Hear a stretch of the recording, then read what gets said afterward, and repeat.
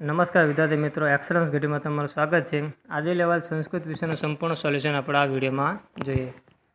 સૌથી પ્રથમ વિભાગ એમાં આપણે તમને ગદ્ય આપેલા કોઈ પણ બેમાંથી એક લખવાનું, જેમાં પહેલામાં સંતિ મેં ગુરુ હે રાજન, મેં મારી બુદ્ધિથી ઘણા બધા ગુરુ બનાવે છે અને બુદ્ધિ વડે તેમનો સમય ઉપયોગ કરી અને મારા જીવનમાં ચાલુ છે તેવો માર્ગદર્શનનો વિડીયો એમાં એ આવશે।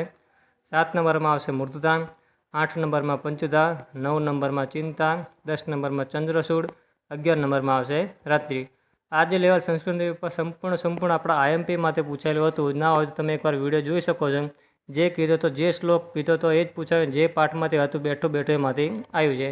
ત્યાર પછી ગદ્યમાં હતું, આ તો બધાને આવડે કે ભગવાને પ્રજાપતિ બ્રહ્મા પાસે વલી પ્રાર્થના કરવા જાય છે, દેવતા મનુષ્ય અને અસુર વારાફરતી, કે અમારું કલ્યાણ થાય, હિત થાય, એમાં કોઈ શબ્દ આપો, અને બ્રહ્મા દ એવો શબ્દ એમને આપે છે।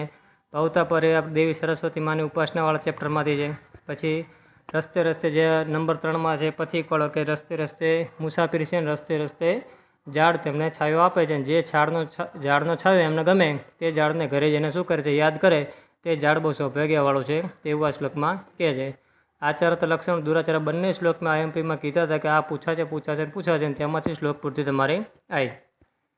ત્યાર પછી તમારું વિભાગ બીમાંથી 17 નંબરમાં આવશે વિનિમય, 18માં આવશે હરવી ધુર્મેશુ, 19 નંબરમાં આવશે સુગ્રીવ, 20 નંબરમાં પથિક, 21 નંબરમાં આવશે દીપાવલ્ય, 22 નંબરમાં વનલતાભી, 23 નંબરમાં ચારુદત્ત જવાબ આવશે, 24 નંબરમાં કાગરજી, 25 નંબરમાં જે તમને દેખાય છે લાઇનમાં મેં 1, 2, 3 બોલપેનથી ટીક કર્યા તે જ જવાબ તમારા એમાં આવશે, દયાનંદ સરસ્વતીવાળા ચેપ્ટરમાંથી લીધેલું હતું।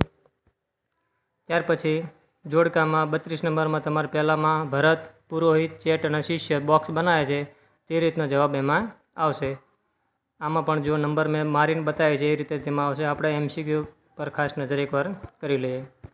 વેદાભ્યાસ તો પંચરીત, આ સવાલ એમસીક્યુમાં પણ તમને આગળ પૂછાઈ ગયો, તે તમને પાછું ખાલી જગ્યામાં પૂછ્યું। ઘણા બધા મિત્ર કરવાથી સુખ મળે, ભોજન અંતે શું પીવું, ચક્રમ એટલે છાશ પીવું જોઈએ। જોડકા જુઓ, લાભોમાં સર્વશ્રેષ્ઠ લાભ કયો તો સુખને જે આપણે તુષ્ટિ એટલે જેને સંતોષ હોય તેને સારું લાભ મળે।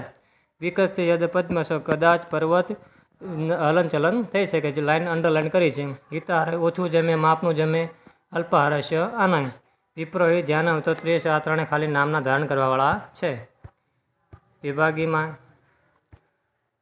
50 નંબરમાં આવશે કષ્ટ કવિ ધ્યેય, 51 નંબરમાં આવશે જલમંથન ન્યાય, 52માં આવશે શિખરણી, 53માં આવશે સાદુળ વિક્રંટી, 54માં આવશે શ્લેષ, 55 નંબરમાં આવશે વ્યાસસ્તુતિ, 56માં આવશે સુશ્રુત સંહિતા, 57માં વાઘભટ્ટ, 58માં ઋગ્વેદ અને 59માં આવશે વરા મિહિર। તેથી આ વિડીયો દરેક તમારા ધોરણ 12ના વિદ્યાર્થી સુધી પહોંચાડો, જે આજે પેપર આપીને આવ્યા છે, સંપૂર્ણ 100% સાચું સોલ્યુશન એમને મળી રહે। Thank you.